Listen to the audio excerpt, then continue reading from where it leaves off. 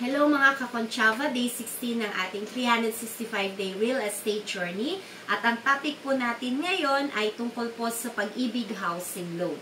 Alam niyo po ba na may dalawang paraan para makapag-loan sa pag-ibig? Ito po yung tinatawag na developer assisted loan at retail account. Pero ano nga po ba ang pinagkaiba ng dalawa? At alin po ang mas bagay sa inyo? Stay tuned po kayo kasi iisa-isahin po natin. Ano po ang developer assisted loan? Ito po yung ang proseso kung saan ang developer ang nag-aasikaso ng pag-ibig housing loan ninyo. Madalas po ito ginagamit sa pre-selling properties. Yung developer po ang nagfa-follow up ng application nyo, kaya hassle-free para po sa inyo. Pero ang downside, limited ka po sa mga properties na accredited lang ng developer. Ngayon, ano naman po yung retail account? Kung ayaw nyo pong dumaan sa developer, pwede po kayong mag-loan ng direkta sa pag-ibig. Ang kagandahan po nito, mas flexible ka.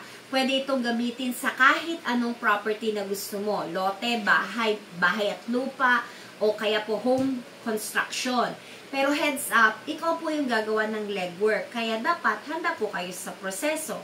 Alin yung mas bagay sa inyo? Simple lang po. Kung gusto mo ng convenience, punta po kayo sa developer assisted.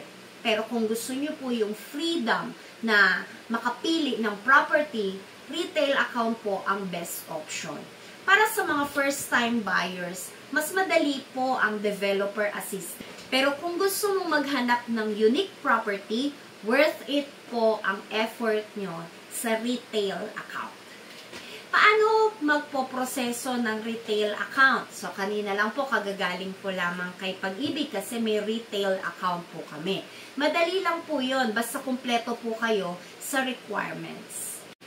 Step 1 po, ihanda nyo po yung basic documents tulad ng housing loan application form, valid IDs, proof of income, tsaka po yung property-related documents tulad halimbawa ng clean title, tsaka po tax declaration. Step 2, isubmit nyo po sa pinakamalapit na Pag-ibig branch at magbayad po kayo ng processing fee. Step 3, hintayin po ang loan approval at kapag approve na, edi sign ka na po ng loan agreement. Step 4, i-release na po yung loan proceeds at tapos na po ang proseso. Kahit ano po ang piliin mo, siguraduhin na may tamang guidance ka.